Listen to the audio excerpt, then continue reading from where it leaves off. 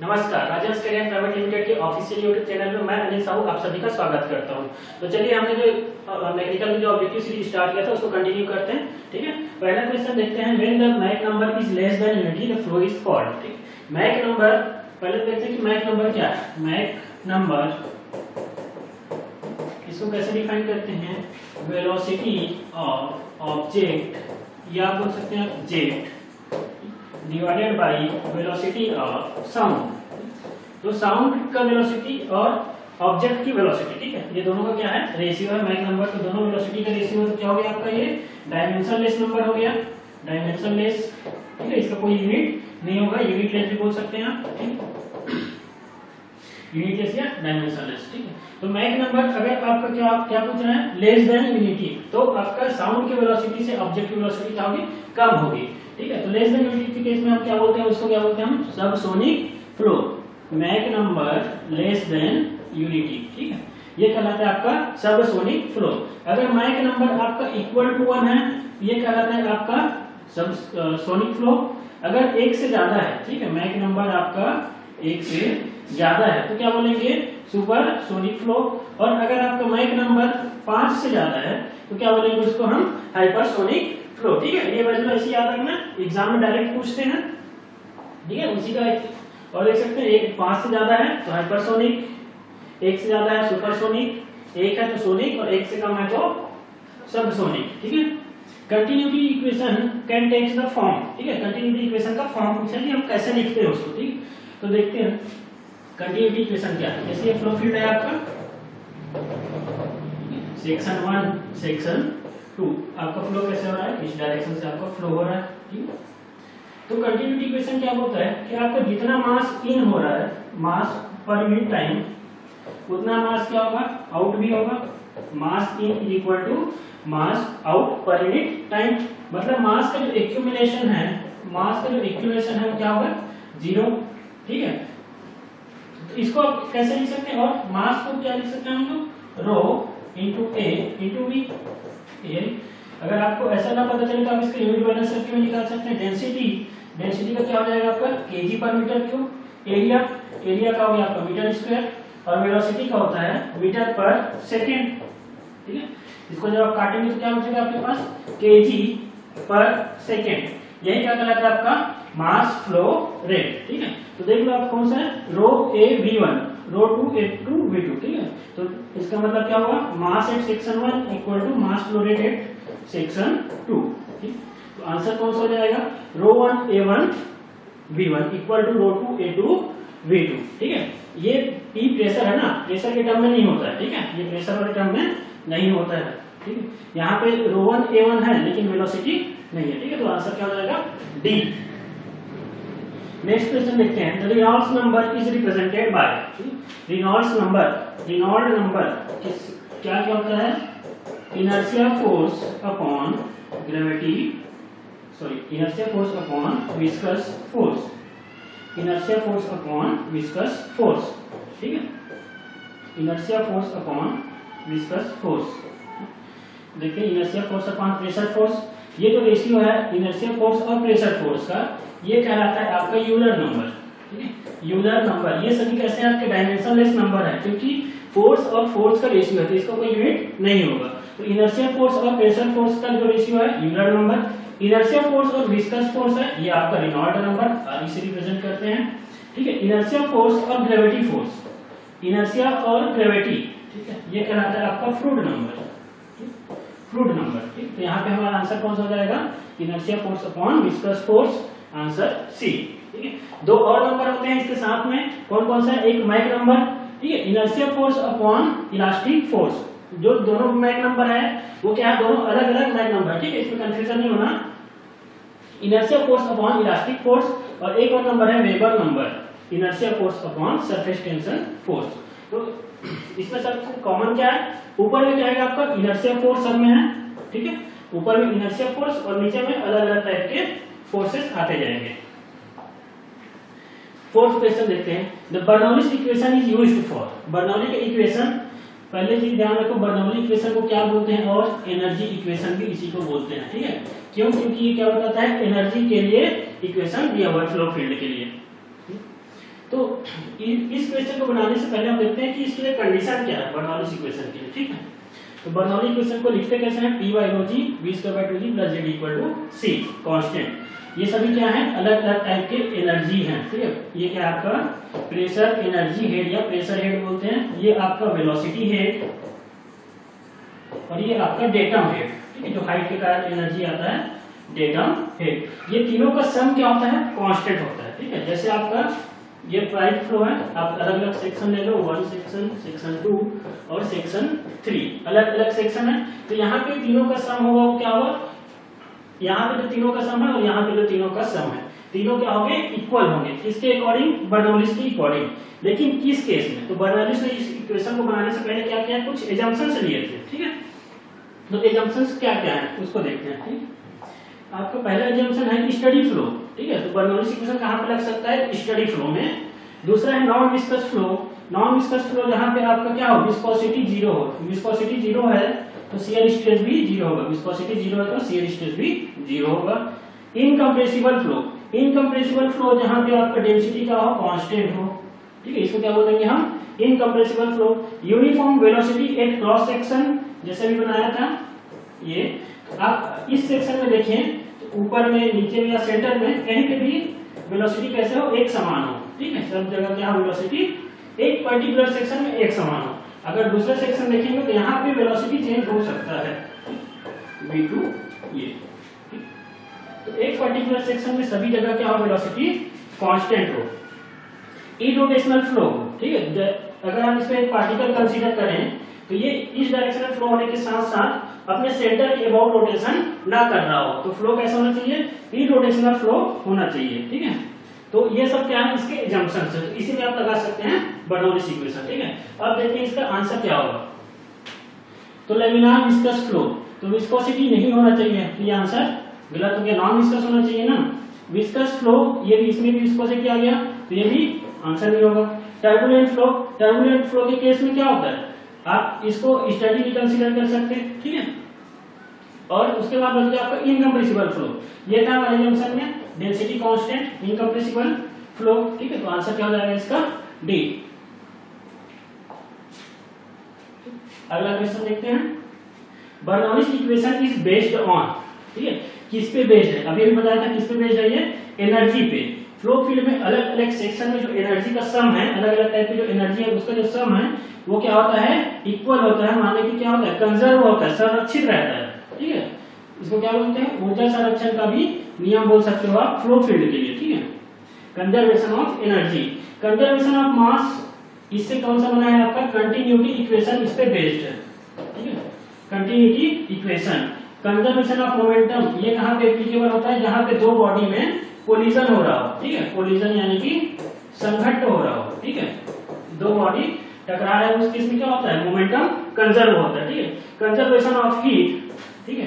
Heat क्या, पहले देखो, हीट होता है आपका एनर्जी, ठीक है, energy transfer due to temperature difference. अगर दो बॉडी है और दोनों के बीच में टेम्परेचर अलग अलग है, तो जो एनर्जी का ट्रांसफर हो रहा है एक बॉडी से दूसरे बॉडी में, वो क्या कहलाएगा, हीट कहलाएगा, ठीक है। तो इसका आंसर क्या हो जाएगा हमारा, कंजर्वेशन ऑफ एनर्जी पे बर्नौलीज इक्वेशन बेस्ड है। अगला देखते हैं HGL। HGL का पूरा फॉर्म बता देता हूं, हाइड्रोलिक ग्रेडियंट लाइन, ठीक है। HGL का full form hydraulic gradient line. और ये क्या होता है, जो अभी एनर्जी इक्वेशन देखे थे, ठीक है, जो अभी एनर्जी इक्वेशन देखे थे, P by rho g plus v²/2g plus z equal to constant. तो इसमें जो P by rho g है और z है, ये दोनों का जो सम है ये कहलाता है आपका हाइड्रोलिक ग्रेडियंट, ठीक है, हाइड्रोलिक ग्रेडियंट। और इसी को जो लाइन रिप्रेजेंट करता है, ठीक है, इसको जो लाइन रिप्रेजेंट करता है वो कहलाता है हाइड्रोलिक ग्रेडियंट लाइन। और ये तीनों हैं, ठीक है, ये तीनों को अगर हम जोड़ देंगे तो ये कहलाएगा टोटल एनर्जी लाइन, तीनों का सम टोटल एनर्जी लाइन। और P by rho g plus z, pressure head plus datum head, इन दोनों का सम क्या कहलाएगा, हाइड्रोलिक ग्रेडियंट लाइन, ठीक है। तो किसका किसका सम होता है, ये pressure head plus datum head, दोनों का होता है प्रेशर और डेटम का, ठीक है। ये हमारा आंसर होगा डी, ठीक है। और प्रेशर हेड, काइनेटिक हेड और डेटम हेड, ये तीनों क्या कहलाता है, टोटल एनर्जी लाइन बोल सकते हैं या फिर हेड बोल सकते हैं, ठीक है। टोटल हेड भी बोल सकते हैं इसको आप, टोटल हेड या total energy line. The velocity distribution in the turbulent boundary layer, क्या पूछा आपसे, वेलोसिटी का डिस्ट्रीब्यूशन कैसा मिलेगा आपको, वेलोसिटी का डिस्ट्रीब्यूशन किसमें, टर्बुलेंट बाउंड्री लेयर, ठीक है। पाइप के केस में नहीं पूछ रहा है, बाउंड्री लेयर के केस में पूछ रहा है, ध्यान रखना इसको, ठीक है। ये बाउंड्री लेयर के लिए पूछ रहा है ना कि पाइप के केस में, ठीक है। तो कैसे बनाएंगे बाउंड्री लेयर, ये हम इस टाइप से पढ़े हैं, ये आपका सॉलिड ऑब्जेक्ट है,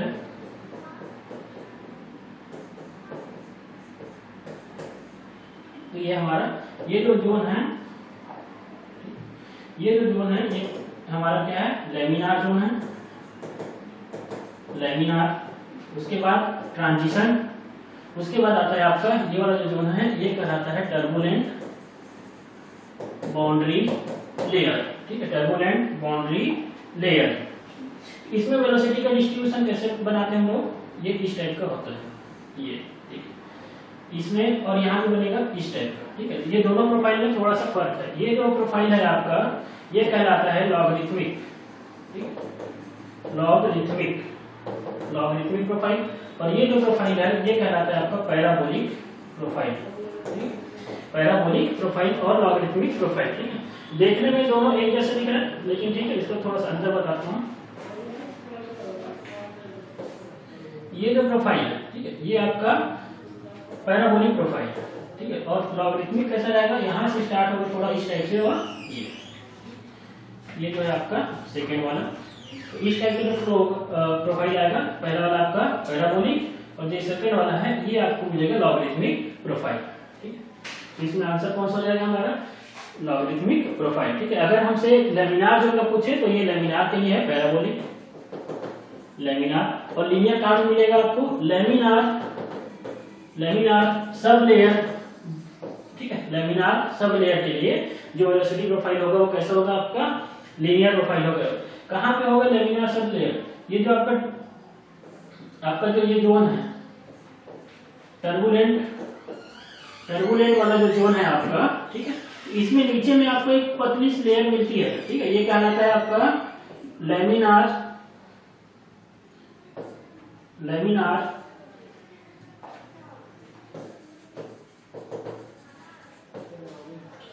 सब लेयर, ठीक है, लेमिनार सब लेयर, ये जो नीचे में मिलता है आपको टर्बुलेंट बाउंड्री लेयर के, ठीक है, वो कहलाता है।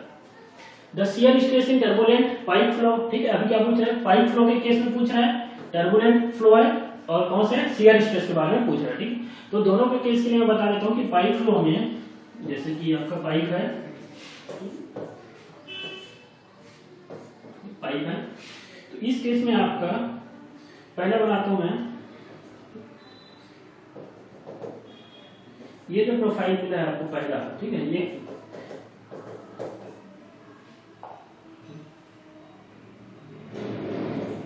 लेमिनार, लेमिनार के केस में किस टाइप का प्रोफाइल मिलता है, ठीक है। इसमें क्या है, ये जो टाउ का वैल्यू है ये क्या होता है, कम होता है, ठीक है, मतलब यहाँ पे मैक्सिमम है और यहाँ पे 0, ठीक है। लेकिन अगर आप इसका बनाए टर्बुलेंट के केस में तो आपको इस टाइप के मिलेगा, टाउ यहाँ पे मैक्सिमम है, यहाँ पे भी मैक्सिमम है, यहाँ पे क्या है सेंटर पे टाउ इक्वल टू 0, ये है आपका टर्बुलेंट के केस में, ठीक। एक आपका लेमिनार के केस में भी ऐसी बनता है, टर्बुलेंट के केस में भी ऐसी बनेगा। अंतर क्या है, ये वाला जो डिस्टेंस है टाउ मैक्स, ये क्या होगा, इस टाउ मैक्स से ज्यादा होगा, ठीक है। तो यहाँ पे शियर स्ट्रेस क्या मिलेगा आपको, ज्यादा मिलेगा, ठीक है। यहाँ से देखिए यहाँ तक की जो डिस्टेंस है ये ज्यादा है इस डिस्टेंस के अपेक्षा, ठीक है। सेंटर पे क्या है 0, और क्या उसके बाद क्या होता है, रेडियस जैसे जैसे बढ़ते जाता है टाउ मैक्स भी बढ़ते जाता है, ठीक है। तो इसमें देखते हैं कि शियर स्ट्रेस का distribution is 0 at center, center पे 0 है, and increases linearly to the wall, wall तक क्या हो रहा है, लीनियरली बढ़ते जा रहा है, ठीक है। ये जो प्रोफाइल मिला है कैसा है, ये लीनियर प्रोफाइल है, डायरेक्टली प्रोपोर्शनल होता है, इसलिए जैसे जैसे बढ़ते जाएंगे वो लीनियरली बढ़ते जाएगा, ठीक है। तो आंसर ये हो जाएगा। स्टडी फ्लो अकर्स व्हेन, ठीक है। देखो स्टडी फ्लो अकर्स व्हेन, इसमें बहुत लोगों को कंफ्यूजन होता है कि किसको स्टडी बोलते हैं, किसको यूनिफॉर्म बोलते हैं, ठीक है। स्टडी केस में किसके रिस्पेक्ट में, ये टाइम के रिस्पेक्ट में होता है, ठीक है, टाइम के रिस्पेक्ट में, with respect to time. Steady flow किसके रिस्पेक्ट में, टाइम के। जैसे आपके ये पाइप फ्लो है, ठीक, आपने यहाँ पे एक सेक्शन ले लिया, यहाँ पे एक सेक्शन 2 ले लिया, 1 2। इस सेक्शन में अगर आप T1 टाइम में देखें फिर T2 टाइम में देखें, तो आपको जो वेलोसिटी है या फिर प्रेशर है या डेंसिटी है वो कैसा होना चाहिए, अलग अलग टाइम में कांस्टेंट होना चाहिए। जैसे आप 11 बजे देखें, फिर 12 बजे देखें, फिर 1 बजे देखें, तो आपका जो वेलोसिटी है या प्रेशर है या डेंसिटी है या कोई अदर वेरिएबल है, ये उस पर्टिकुलर सेक्शन के लिए कांस्टेंट होना चाहिए, ठीक है। भले यहाँ पे बदल सकता है, यहाँ पे वेलोसिटी कुछ और हो सकता है, ठीक है। सपोज वेलोसिटी V2 हो गया, प्रेशर P2 हो गया, डेंसिटी ρ2 हो गया, ठीक है। लेकिन एक सेक्शन में अलग अलग समय में क्या होना चाहिए, कांस्टेंट होना चाहिए। तो इसको क्या बोलेंगे हम लोग, स्टडी फ्लो, ठीक है। अब सेकंड आता है इसमें यूनिफॉर्म। यूनिफॉर्म किसको बोलेंगे, अगर हम अलग अलग सेक्शन ले लेते हैं, ठीक, और सभी सेक्शन में क्या मिले, यहाँ पे भी वेलोसिटी उतना ही मिले, यहाँ पे भी वेलोसिटी उतना ही मिले और यहाँ पे भी वेलोसिटी उतना ही मिले, तो ये क्या कहलाता है आपका यूनिफॉर्म फ्लो। अगर सभी जगह पे, ठीक है, टाइम के रिस्पेक्ट में नहीं है, ये स्पेस के रिस्पेक्ट में, स्पेस यानी कि जगह की, अलग अलग जगह के, यहाँ पे देखो, यहाँ पे देखो या फिर यहाँ पे देखो, अलग अलग पोजीशन पे क्या है वेलोसिटी आपको अगर सेम मिल रहा है, तो इसको क्या बोलेंगे आप, यूनिफॉर्म फ्लो, ठीक। तो स्टडी फ्लो क्या होता है, when conditions do not change with time at any point, ठीक है। तो किसी एक पर्टिकुलर टाइम पॉइंट पे क्या होगा, कंडीशंस समय के साथ ना बदले, ठीक है, समय के साथ ना बदले, ठीक है। इसको क्या बोलेंगे हम, स्टडी फ्लो। अगला क्वेश्चन देखते हैं, Reynolds number for laminar flow in pipes. Reynold number अभी देखे थे, Reynold number inertial force upon viscous force, ठीक है। और फार्मूला क्या हो सकता है इसका, रेनॉल्ड नंबर का rho V D upon mu, rho V D upon mu, density velocity, density velocity, diameter और विस्कोसिटी, ठीक। तो किसके लिए पूछा है, एक तो लैमिनार के केस में और दूसरा पाइप के केस में, पाइप और लैमिनार, ठीक है। तो पाइप केस में लैमिनार फ्लो के लिए रेनॉल्ड नंबर कितना होना चाहिए, लेस देन 2000, ठीक है। और इस कंडीशन को अगर मिल गया तो 2000 से ज्यादा है, या फिर आप इसको 4 कर लेते हैं, 4000 से ज्यादा है तो इसको क्या बोलेंगे हम, टर्बुलेंट। तो लेस देन 2000, ठीक है।